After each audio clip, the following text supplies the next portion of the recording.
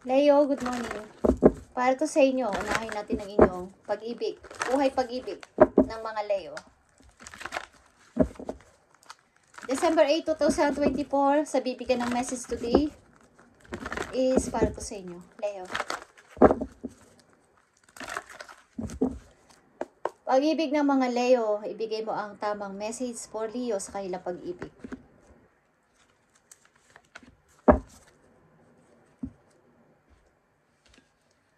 Umiibig kayo at may nakilala maybe, but may konti kayong pag-aalinlangan sapagkat ito ay biglaan, unexpected na pagdating ng tao na to sa buhay ninyo, at maybe ang ilan sa inyo ay inaalam at kinikilala pa ang person na to. Leo, it is safe for you to love, okay? Huwag na kayong mag-alala, safe ang pag-ibig na to sa inyo. Open your heart to give and receive the highest energy of all. Kung may nagpapakilala sa inyo o may sumusunod-sunod sa inyo at nanunuyo, is safe ang tao na to, guys. And forgiving and learning. Maaring dapat nyong i-release ang nakaraan na pag-ibig na to na nagpasakit sa inyo. Noong mga panahon na yon, matagal na panahon na, maybe, is bigyan na ninyo ng kalayaan ang puso ninyo at umibig muli sa bagong darating na person. Okay? As you release and heal the past, you experience more love in your present moment. Okay, Leo? Kung i-release nyo ng tuluyan at papatawarin ang tao na to na nagkasala sa inyo, sa inyong past, is mas nararamdaman nyo pa ang totoong pag-ibig sa kasalukuyan papunta sa future. Maaring may nagpaparamdam sa inyo o nagpapapansin na tao is safe ang tao na to na ibigin or safe kayo magmahal this time. Okay, Leo. December 8, 2024 sa mga Leo. Tingnan natin ang inyong message dito sa pag-ibig na to.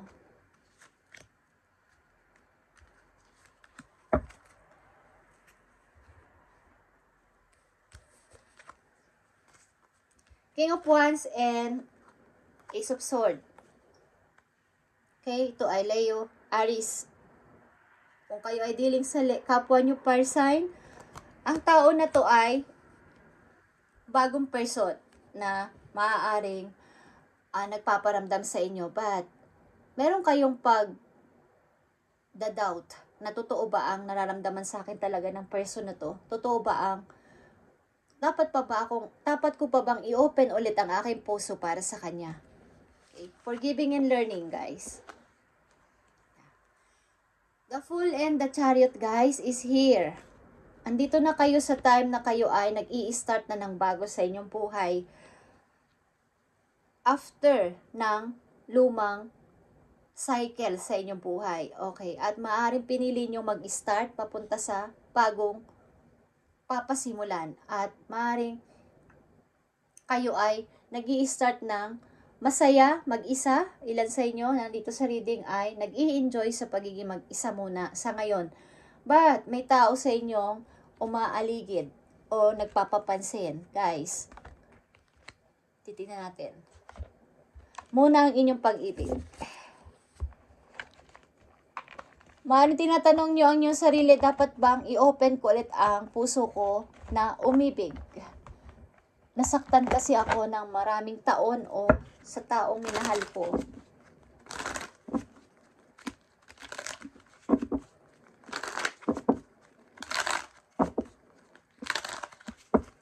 Tingnan natin ito.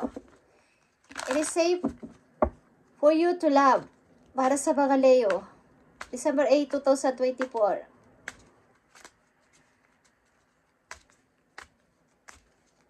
Mukhang pag may dumarating na bagong tao sa inyo is inaalam nyo ang pagkatao muna nito o gusto nyong alamin muna kung sino to. May nagugustuhan man kayo, but hindi naman kayo, kumbaga hindi kayo nagsasalita or hindi nyo sinasabi na gusto nyo ang person na to. Deep inside, gusto ninyo, kaya lang natatakot kayo.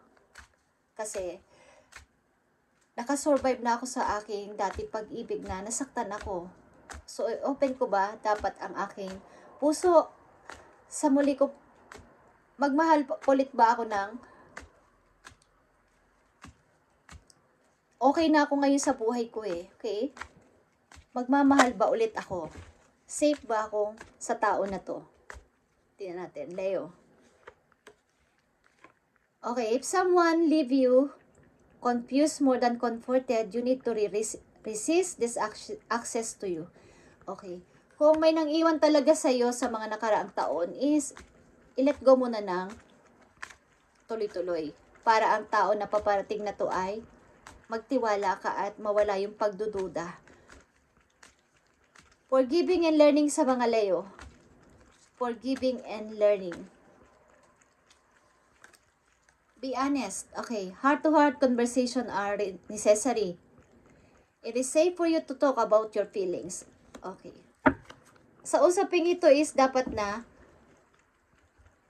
kausapin mo ang tao na to na nagbigay sa'yo ng sakit ng loob at marilis na lahat ito para matapos na ang kumbaga sa pagpapasimula mo na to ay wala nang maging anomalya. The Chariot and the Fool. Para dito sa kailangan mo munang patawarin ng buong puso ang tao na to at para makapag-umpisa ka ng tuloy-tuloy na wala nang anomalya, wala nang gumugulo sa isip mo. Okay, Leo? Safe sa iyo ang magmahal sa bagong tao. About sa inyong career naman. Okay, Leo?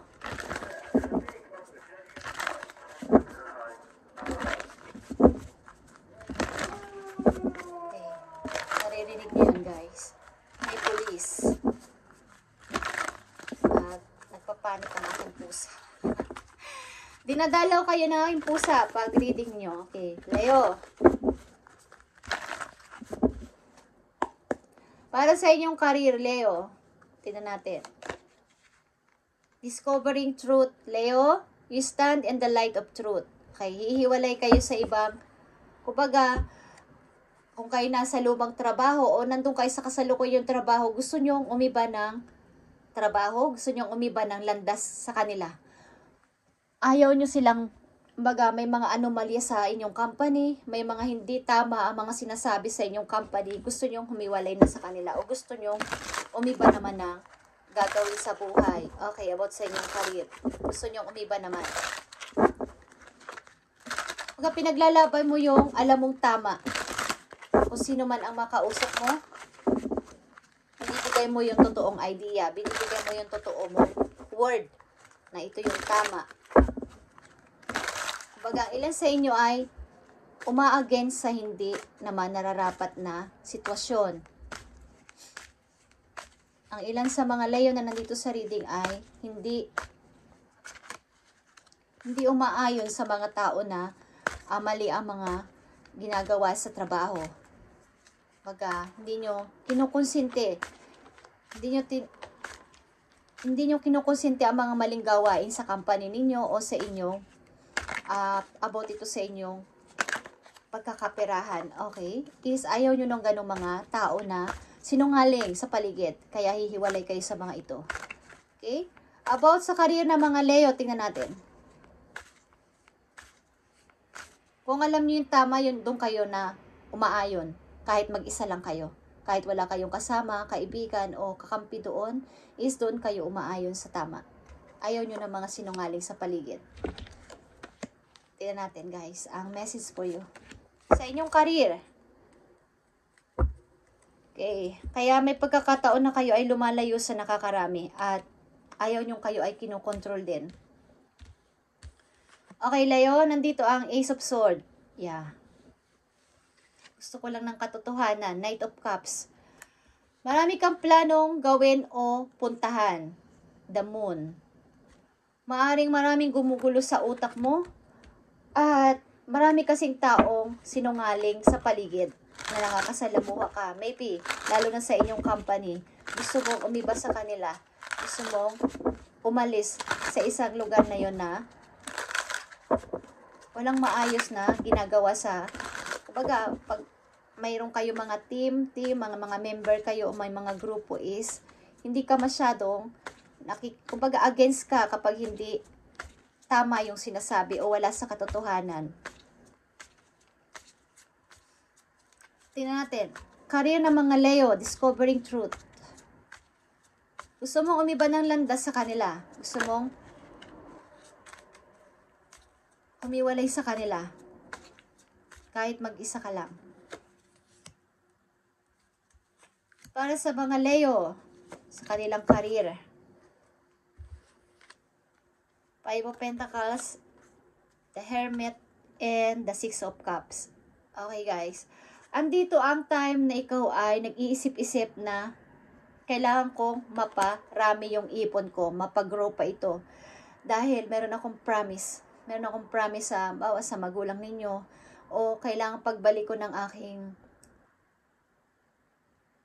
kumbaga ko sa kayo pinanganak na lugar, kung nasa man kayong country ngayon o bansa is, gusto kong pagtanda ko o pagre-retiro ko ay maayos.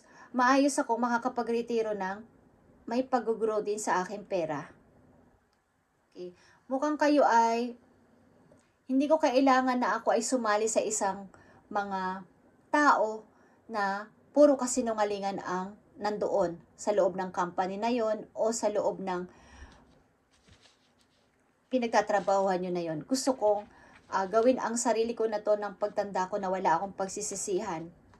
Okay, something na kayo ay may promise sa isang tao na babalik kayo na maayos kayo. Maayos ang inyong nangyari sa inyong buhay habang kayo ay wala doon sa lugar na yon. Okay, gusto nyo pagbalik ninyo ay kayo ay successful person sa inyong pagre-retiro, okay? Sa inyong pagbabalik o pag kayo ay for good na sinasabi nilang for good, okay? Kung kayo ay nasa ibang lugar at nagtatrabaho. Tingnan natin ang message ko dito sa inyong career.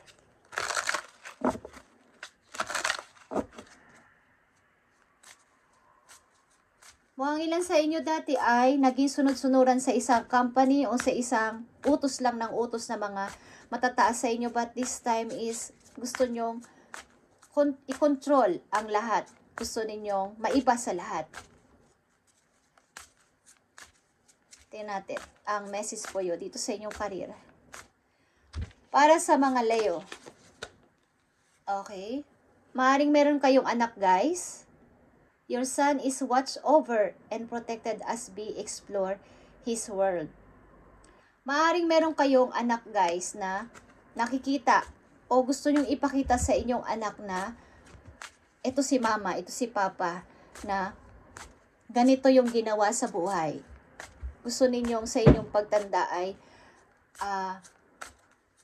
maaring may naiwan kayong anak sa malayong lugar habang kayo ay nagtatrabaho, guys, at gusto nyong ipakita sa inyong anak na pag-uwi ninyo, kung kayo magpa-for good na ay kayo ay maayos, lalo na sa pananalapi. Tingnan natin, Leo.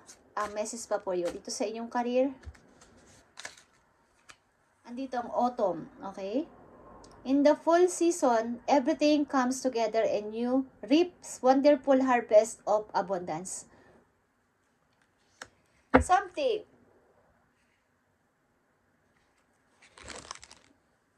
Ang ilan sa inyo ay may mga ininvest na pagdating ng autumn o pagdating ng tag-ani ay aanihin nyo to ng napakaganda.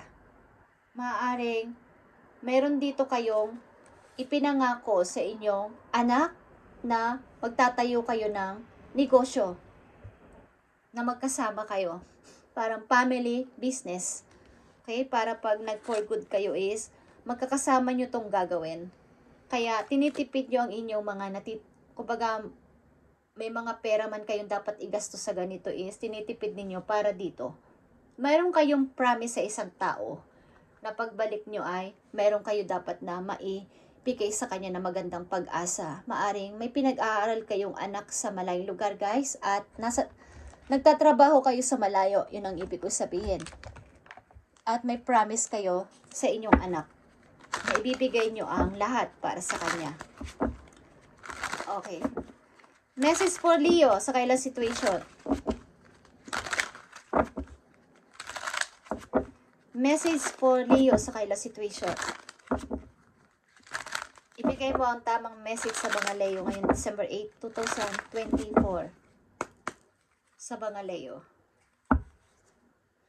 Mukhang may umaasa ng inyong pagbabalik, Leo. Something na may naghihintay sa inyong pagbabalik. I feel. Okay? Tingnan natin. Ang message for Leo.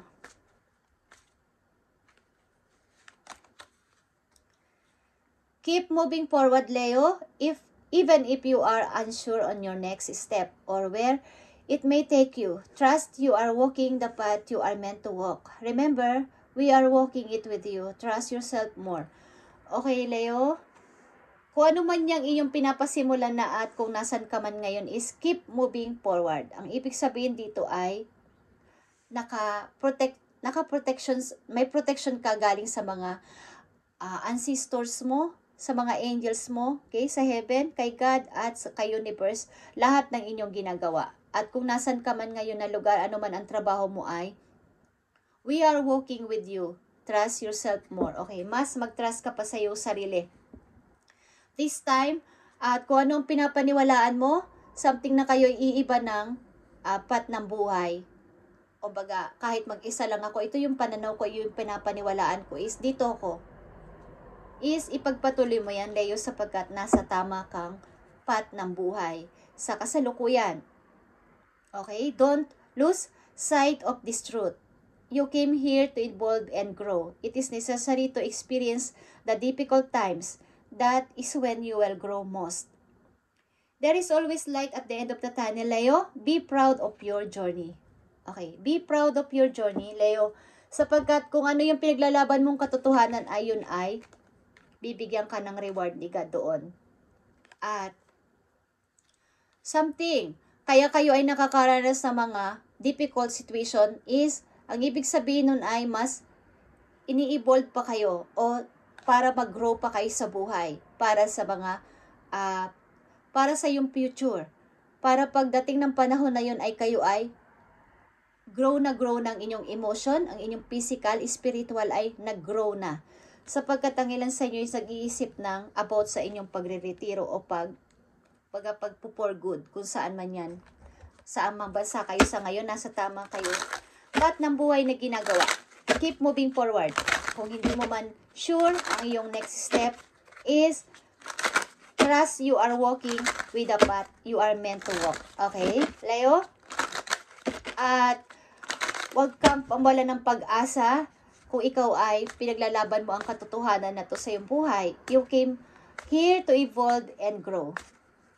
Kaya ka nakakaranas ng ganyang situation sa kasalukuyan na mga paghihirap at mga difficult situation is binibigyan ka ng, kumbaga, hinahasa ka ni God, ni universe para sa mga darating na araw pa, panahon, na kung anong maranasan mo is para mo na lang itong tatawanan sa mga next mo mararanasan sapagkat napagdaanan mo na yung napakahirap na situation.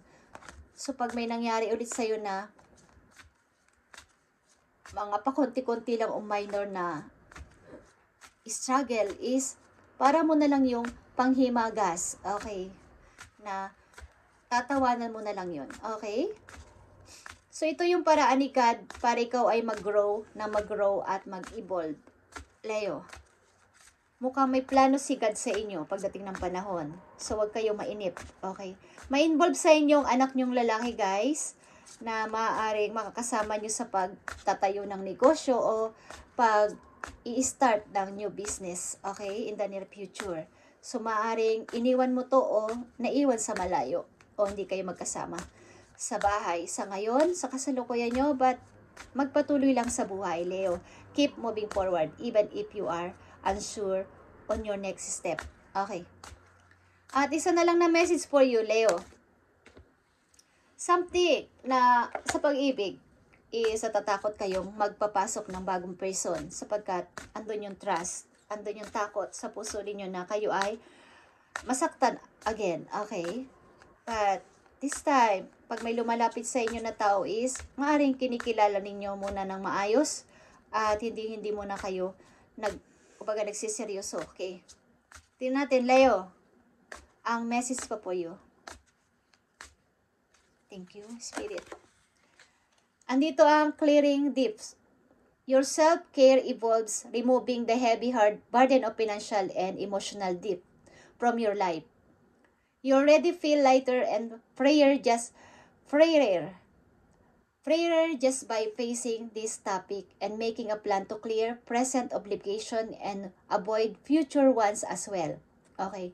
Maaring sa inyong kasalukuyan o sa mga nagdaang taon, maybe is may mga nagawa, may mga utang kayo o nahiraman. But sa inyong kasalukuyan, pinipilit ninyong ito ay i-clear na, mabayaran na ng maayos para sa inyong future na iniisip is wala na kayong alalahanin. Okay? At mag-focus kayo sa inyong priority simula sa araw na to. Okay, maaring about ito sa inyong pag-evolve and pag-grow pa sa buhay na maging tuloy-tuloy lang ang paglakad sa inyong ginagalawang mundo ngayon. Okay?